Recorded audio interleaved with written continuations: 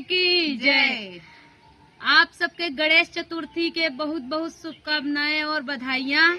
आप सबके सामने हम गणेश भगवान से संबंधित एक बहुत प्यारा भजन गीत लैकावत ही। आप सब हमरे भजन के सुनिहा। आप सबके हमार भजन पसंद आवे तो आप लोग कमेंट के माध्यम से बताइए कि आप सबके कैसन लाग।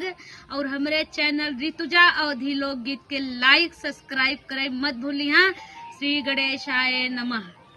अंगनायान बिराजो गौरी के लाला, अंगनायान बिराजो गौरी के लाला, मंगल मूरत नाम तुम्हारो, मंगल मूरत नाम तुम्हारो, नाम तुम्हारो देवा नाम तुम्हारो, घर में मंगल करा दो गौरी के लाला, घर में मंगल करा दो गौरी के लाला, अंगनायान बिराजो गौरी के लाला, अंगनायान बिराजो गौरी के लाला, प्रथम पूज्य तुम गणपति देवा,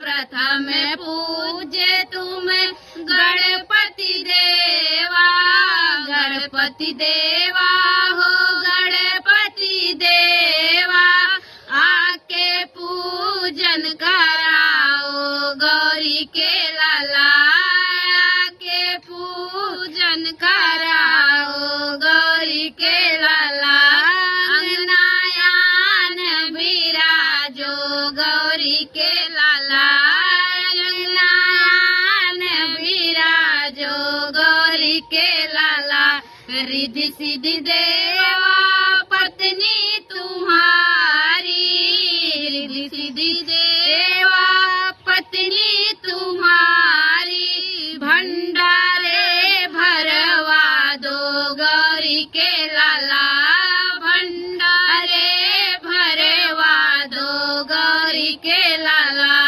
अंगनायान बिराजो गौरी के लाला, अंगनायान बिराजो गौरी के लाला, शुभ और लाभ है पुत्र तुम्हारे, शुभ और लाभ है पुत्र तुम्हारे, पुत्र तुम्हारे देवा पुत्र तुम्हारे, घर में लेके आओ गौरी के लाला, घर में लेके आओ गौरी के लाला, अंगनायान बिराजो गौरी के लाला, अंगनायान बिराजो गौरी के लाला, भक्त तुम्हारे देवा तुम्हें पुकारे,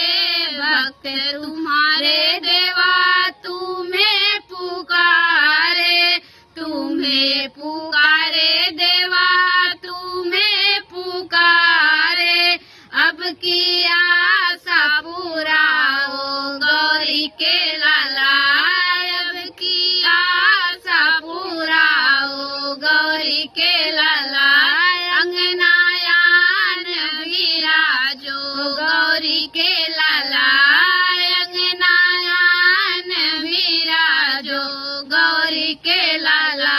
बोला गणेश भगवान की जय।